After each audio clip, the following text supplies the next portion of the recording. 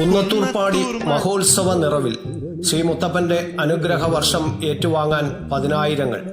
വാണവരും അടിയന്തരക്കാരും പാടിയിൽ പ്രവേശിച്ചതോടെയാണ് ഒരു മാസക്കാലത്തെ തിരുവപ്പന മഹോത്സവം തുടങ്ങിയത്.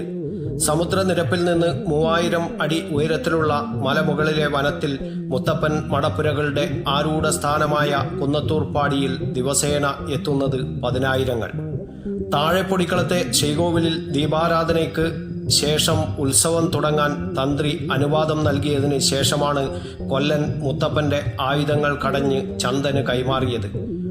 ഓടച്ചൂട്ടും ഭണ്ഡാരവും മുത്തപ്പന്റെ തിരുവാഭരണങ്ങളും സഹിതം 5 അടിയാന്മാർ വാണവരെയും തന്ത്രിയെയും ചന്ദനെയും കോമരത്തെയും കോലധാരികളെയും വാദ്യക്കാരെയും കളിക്കപ്പാട്ട് പാടിക്കൊണ്ട് പാടിയിലേക്ക് ആനയിച്ചു.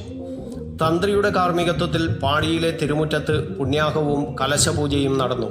കോമരവും ചന്ദനും മടപ്പുരയിൽ പൈങ്കുറ്റിവെച്ചു. വാണവരുടെ കങ്കാണിയറയുടെ തൂണിൽ കൊല്ലൻ കുത്തുവിളക്ക് സ്ഥാപിച്ചു.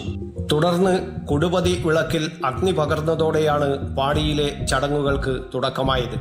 ഓല കൊണ്ട് നിർമ്മിച്ച താൽക്കാലിക മടപ്പുരയും അടിയന്തരക്കാരുടെയും സ്ഥാനികരുടെയും പന്തലുകളും തുടർ ദിവസങ്ങളിൽ സജീവമായി. ആദ്യ ദിവസം മുത്തപ്പന്റെ 4 ജീവിതഘട്ടങ്ങളെ പ്രതിനിധീകരിച്ച് പുതിയ മുത്തപ്പൻ, പുറങ്കാല മുത്തപ്പൻ, നാടുവാഴിശൻ ദൈവം, തിരുവപ്പന എന്നീ രൂപങ്ങൾ കെട്ടിയാടി. മുത്തപ്പന്റെ മാതാവായ മൂലംപെറ്റ ഭഗവതിയും ഉണ്ടായിരുന്നു. പിന്നീടുള്ള ദിവസങ്ങളിൽ വൈകിട്ട് 4-ന് ഊട്ടും വെള്ളാട്ടവും രാത്രി 9-ന് തിരുവപ്പനയും നടന്നുവരുന്നു. കോലധാരികളായ പാനൂർ വള്ളിയായിലെ അഞ്ഞൂറ്റാന്മാർ വാണവരുടെ അടയാളവുമായി പോയ ചന്ദന്റെ പ്രതിനിധികളോടൊപ്പം ഉത്സവത്തിന് മുന്നോടിയായി ചന്ദന്റെ വസതിയിൽ എത്തിയിരുന്നു.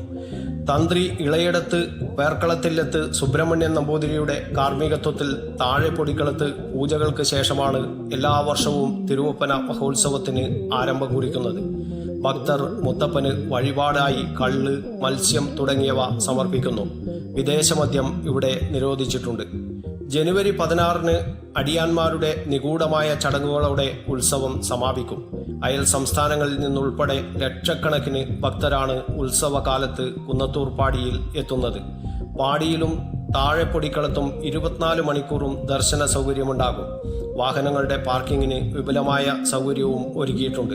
എല്ലാ ദിവസവും വൈകിട്ട് 7 മുതൽ അന്നദാനമുണ്ടാകുമെന്ന് പാരമ്പര്യ ട്രസ്റ്റി SK കുഞ്ഞിരാമൻ നായനാർ അറിയിച്ചു. News bureau, Kannur media.